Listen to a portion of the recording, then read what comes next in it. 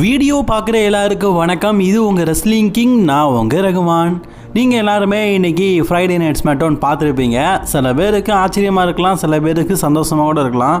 சரி, SmackDown after என்ன நடந்தது? ரெஸ்ல்மேனியாவில் மோர் மேட்சஸ்க்கான ஃபியூட் இன்றைக்கி கலப்பி விட்ருக்காங்க WWE.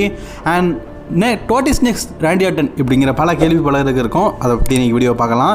ஸோ இன்றைக்கான வீடியோ ஸ்மாக்டவுன் கிளாசிக் மூமெண்ட். மறக்காமல் சேனலுக்கு ஃபஸ்ட் டைம் இருக்கவங்க சப்ஸ்கிரைப் பண்ணிக்கோங்க. பெல் ஐக்கானை கிளிக் பண்ண மூலியமாக தினமும் போடுற ரெஸ்லிங் செய்யல தமிழ் மொழியில் தெரிஞ்சுக்கோங்க.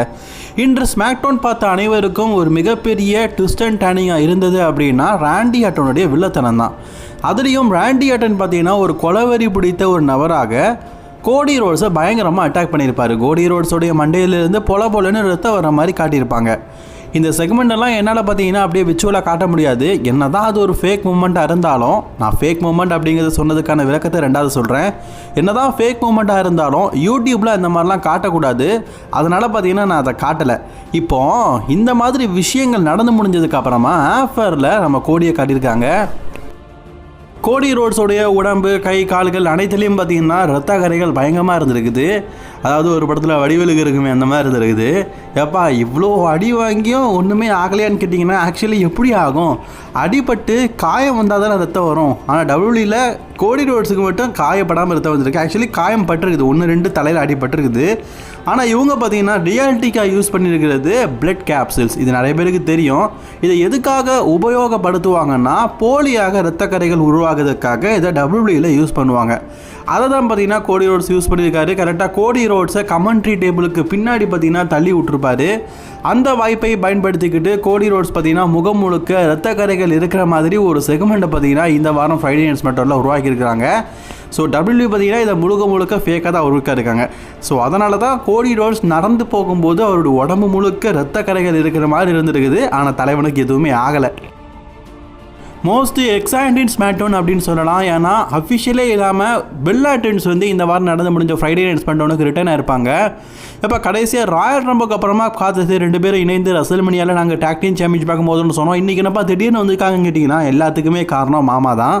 மாமா ஹைட்ஸ் இல்லாமல் இதெல்லாம் நடக்குமா? ரெஸ்ல்மேனியாவை பொறுத்த வரைக்கும் எதிர்பார்த்ததை விட மோசமான அளவுக்கு டிக்கெட் விற்குது. டே 1க்கு 30,000, டே 2க்கு 37,000 டிக்கெட் தான் இது வரைக்கும் விற்றுருக்குதான். ரொம்பவே கம்மியாக தான் போயிட்டு இருக்குது. இப்போது மேட்ரு என்ன அப்படின்னு கேட்டிங்கன்னா, இப்படியா போச்சுன்னா நல்லா இருக்காது. சரி, ரிட்டர்ன் ஆக்கிற ரெஸ்லர்ஸ்லாம் கூட்டிகிட்டு வந்து மேட்ச் பயங்கரமாக கொண்டு போவோம். அட்லீஸ்ட் ஒரு 45,000 ரெஸ்லிங் மேனியில் இருக்கணும்ல. ட்ரிபிள் ஹெச்சோடைய சாதனையை பார்த்தீங்களா, 1,00,000லேருந்து 45,000. சரி விட்டுதலுங்க, அவரால் முடியுது, அவ்வளோ தான் முடியுது. ஸோ அதனால் பெல் ஆர்டன்ஸை கூட்டிகிட்டு வந்துருக்காங்க. ஆல்ரெடி நான் சொன்ன விஷயம் தான், பெல் ஆர்டன்ஸ் ரெஸ்ல்மேனியாவில் டாக் டீம் சாம்பியன்ஷிப்பாக தான் மோத போகிறாங்க. ஆனால் இந்த வாரம் ஸ்மாக்டவுனில் என்ன சொல்லியிருப்பாங்கன்னா, எங்களுக்கு இது இப்போவே வேணும்னு கேட்டிருப்பாங்க. அதனால் நெக்ஸ்ட் வீக் நடக்க போகிற ஃப்ரைடே நைட் ஸ்மாக்டவுனில் பார்த்தீங்கன்னா இந்த டாக் டீம் சாம்பியன்ஷிப்பாக மோத போகிறாங்க. Alexa Bliss and Charlotte Flair இந்த வாரம் டாக் டீம் சாம்பியன்ஷிப்பை வெற்றி பெற வேண்டியது. அவங்க தோக்கிறதுக்கு முக்கியமாக காரணமாக பெல் ஆர்டன்ஸ் அமைஞ்சிருக்கிறாங்க. நெக்ஸ்ட் வீக் பார்த்தீங்கன்னா இதில் மேபி பார்த்தீங்கன்னா அலெக்சா பில்ஸ் மற்றும் ஷார்லட் ஃப்ளேர் இன்வெல்டி ஆகி இந்த மேட்சும் டிஸ்குவாலிஃபை ஆகிறதுக்கு வாய்ப்புகள் ரொம்ப அதிகமாக இருக்குது. இப்போதைக்கு அப்படி தான் சொல்லப்படுது. அண்ட் மேபி இவங்களுக்குள்ள ஒரு ட்ரிபிள் த்ரெட்டாக கூட பார்த்தீங்கன்னா WWE ரெஸ்ல்மேனியாவில் மேட்ச் கொண்டு போக வாய்ப்புகள் ரொம்ப அதிகமாக இருக்குது. அடுத்த ஸ்டோரி, இவர் ஒரு மிகப்பெரிய செலிபிரிட்டி. எஸ், நம்ம ஜெல்லி ரோல் பார்த்தீங்கன்னா நெக்ஸ்ட் வீக் கிட் வில்சன் கூட கால் அவுட் பண்ண போகிறாரு. கண்டிப்பாக இதில் மிஸ்ஸோட இன்வால்மெண்ட் இருக்கும். ஏன்னா இந்த வாரம் நடந்து முடிஞ்ச ஃப்ரைடே நைட் ஸ்மாக்டவுனில் மிஸ்ஸை பார்த்தீங்கன்னா அட்டாக் பண்ணியிருப்பார். ஆக்சுவலி எனக்கு தெரிஞ்சு ஜெல்லி ரோலுக்கு ரெஸ்ல்மேனியாவில் ஒரு சிங்கிள்ஸ் மேட்ச்லாம் கொடுக்க போகிறது கிடையாது. ஏன்னா அவர் ப்ரொஃபஷனலி ஒரு ரெஸ்லர் கிடையாது. அவரால் தொடர்ந்து சண்டை போட முடியாது, ரெஸ்ட்டு தேவைப்படும். அதனால் எப்படி சம்மர் ஸ்லாமில் ஒரு டாக் டீம் மேட்ச் கொடுத்தாங்களோ அதே மாதிரி ஒரு டாக் டீம் மேட்ச் தான் கொடுக்க வாய்ப்பு இருக்குது. எனக்கு தெரிஞ்சு WWE பார்த்தீங்கன்னா இந்த வருஷம் எப்படி ஸ்டோரி லைனை கொண்டு போவாங்க அப்படிங்கிறத நான் சொல்கிறேன். ரெஸ்ல்மேனியாவில் WWE பார்த்தீங்கன்னா மேபி ஜெல்லி ரோல் மற்றும் டான் ஹவுசன் 2 பேரும் டாக் டீமாக இணைந்து ஒரு டாக் டீம் மேட்சாக பார்த்தீங்கன்னா கிட் வில்சன் மற்றும் மிஸு கூட விளையாடுறதுக்கு வாய்ப்புகள் அதிகமாகவே இருக்குது. அதுக்கான ஸ்டோரியை தான் கொண்டு போயிருக்காங்க. இதுக்கு முன்னாடி பார்த்தீங்கன்னா ஜெல்லி ரோல் WWEல சண்டை போடும்போது கூட WWEடைய மிகப்பெரிய உச்சக்கட்ட ரெஸ்லரான ராண்டி ஆர்டன் கூட ஒரு டாக் டீம் பார்ட்னர் போட்டு தான் போன வருஷம் சம்மர் ஸ்லாமில் மோதிருப்பார். ஸோ ரெஸ்ல்மேனியாலையும் பார்த்தீங்கன்னா அப்படி மிஸு கூட மோதும் போது ஒரு ரெஸ்ல்மேனியாலே கொஞ்சம் லென்த்தான மேட்சாக தானே இருக்கும். அதனால் ஒரு டாக் டீமாக ஒரு மேட்ச் விளையாடுறதுக்கு தான் வாய்ப்புகள் அதிகமாக இருக்குது அப்படிங்கிற செய்தி கிடச்சிருக்குது. அதுக்கான ஸ்டோரியை தான் WWE ஸ்மாக்டவுனில் டெவலப் பண்ணி வச்சிருக்கிறாங்க. ஸோ டான் ஹவுசன் மற்றும் ஜெல்லி ரோல் டாக் டீமாக இணைந்து ஒரு மேட்ச் விளையாடுறதுக்கு அதிகமான வாய்ப்பு இருக்குது.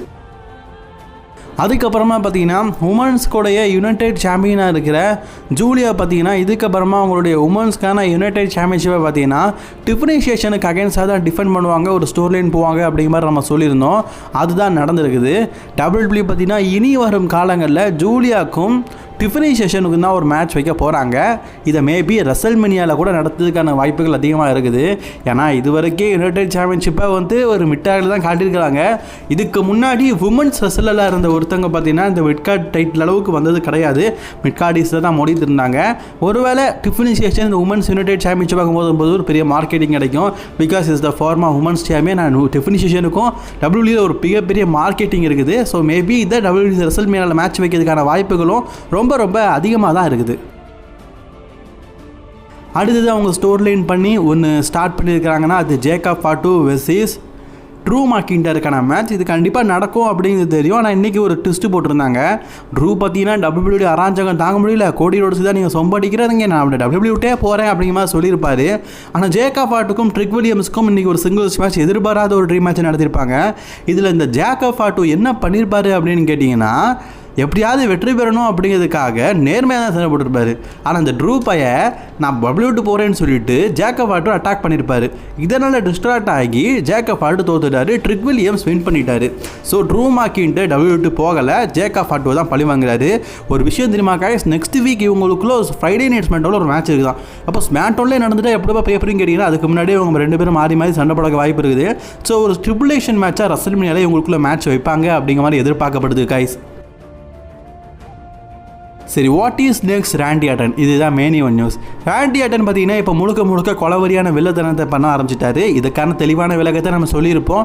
ராண்டி ஆர்டன் பார்த்தீங்கன்னா இனி வரும் காலங்களில் ஒரு வில்லாதி வில்லனாக வரதுக்கு காரணமே கோடி ரோட்ஸோடைய அந்த டைட்டில் ரேஜினை காப்பாற்றுறதுக்கு தான். கோடி ரோட்ஸ் இப்போ 3வது WWE சாம்பியன் ஆனதுக்கப்புறமா ஃபேன்ஸ் மத்தியில் கோடி ரோட்ஸை பார்த்து என்னப்பா இது இப்படி ஒரு சாம்பியன் ஆகிட்டாரு, போரிங் சாம்பியன் அப்படிங்கிற பேர் இருக்குது. ராண்டி ஆர்டன் ஒரு ஹீல் கேரக்டராக மாறிட்டார்னா கோடி ரோட்ஸ் கூட ஸ்டோரி லைன் போகும்போது நல்லா இருக்கும். நார்மலாக ஃபேஸ் கேட்டதும் ராண்டி ஆர்டன் ஹீல் கேரக்டராக இருந்து கோடி ரோட்ஸ் ஃபேஸாக இருக்கும்போது அந்த ஸ்டோரியுடைய ஹைப்பே வேற லெவல். அதுக்காக இப்போ ராண்டி வில்லனாக மாறி இருக்காரு. கண்டிப்பாக இந்த மேட்ச் ரெசல்மேனியா நடக்கும்போது பெரிய எதிர்பார்ப்பு ரசிகர்கள் மத்தியில் உண்டாக்கும். அந்த மேட்ச் நல்ல மேட்சாகவும் இருக்கும்.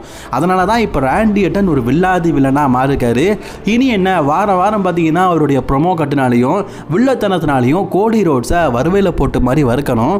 எனக்கு என்னமோ அடிக்கடி பார்த்தீங்கன்னா ராண்டி ஆர்டனை பார்க்கும்போது போன வருஷம் சீனாவை பார்த்த மாதிரி தான் இருக்குது. தலைமை அப்படியே உரிச்சிட்டு வந்து நிற்கிறான். இதுதான் ஒற்றுமையான நண்பர் போல இருக்குது. பட் ஆனால் ஜான்சனாவுடைய ஸ்டோரியிலே லாஸ்ட் இயர் நல்லா இருந்தது, நல்லா இல்லைன்னு சொல்ல மாட்டேன்.